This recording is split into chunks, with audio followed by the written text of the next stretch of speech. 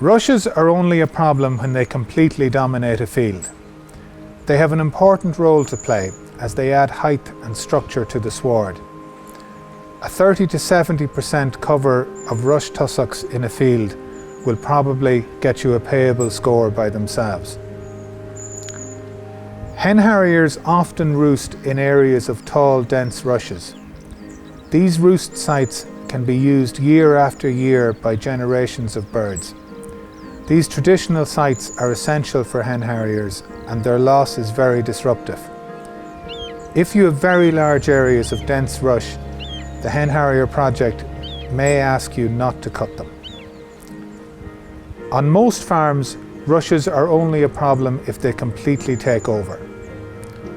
Rushes taking over is often a consequence of continuous grazing, poor drainage and acid soils. On most fields, what we need is to give grasses and other plants an opportunity to compete with the rushes. To do this, they have to be allowed to grow taller and get an opportunity to flower and set seed. A continuous grazing system will favour the rushes as the cattle will not eat the mature rush, but the other plants will get suppressed by grazing. Moving to rotational grazing with 4 days grazing and 40 to 50 days rest gives other plants a real chance to compete. This will be positive for the biodiversity and the grazing value of the field. Spraying is not a long-term solution. If you spray rushes and go back to continuous grazing, the rushes will be back within a year. There are millions of seeds in the soil and continuous grazing will only encourage them to take over again. Spraying is a temporary solution. It does not work long term. It knocks all the plants in a pasture back. It is expensive and the use of MCPA risks poisoning our watercourses. Weed licking is not quite as bad and may be justifiable in cases where rush growth is very strong, but it is not without risk and should only be considered in cases where rush growth is very vigorous. It must be followed up with targeted grazing.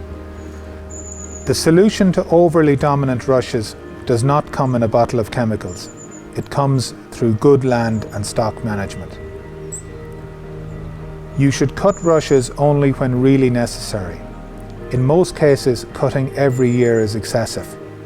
Although where rushes are very strong, cutting twice a year may be necessary for the first 2 years to get on top of the problem.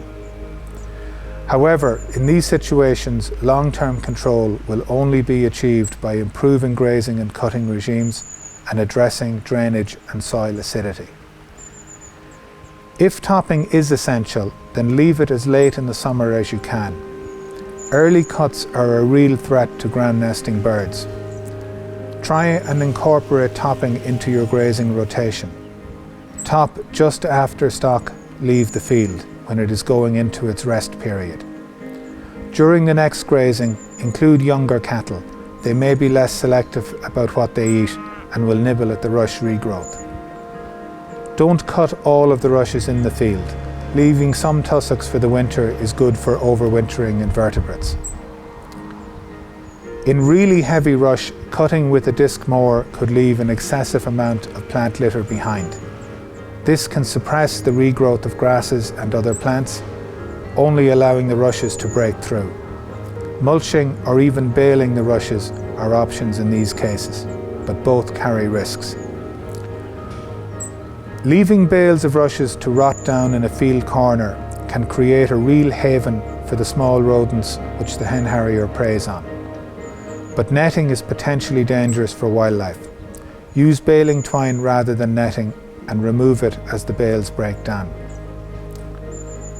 Mulching breaks the cut material up into fine particles which break down rapidly. It gives grasses and other plants a better chance at competing with the rushes. On the downside, mulching has a devastating impact on ground nesting birds, frogs and small mammals. In this respect, it is even worse than mowing, so it should only be considered in the most extreme cases. If it is absolutely necessary, mulching should be carried out as late in the year as possible, and even then it should be considered a once-off measure to be followed up with targeted grazing and mowing. Rushes may not have much agricultural value, but as part of a mixed sward, they create opportunities for wildlife. This is an ecosystem service. It has real value and will be paid for by the Hen Harrier project.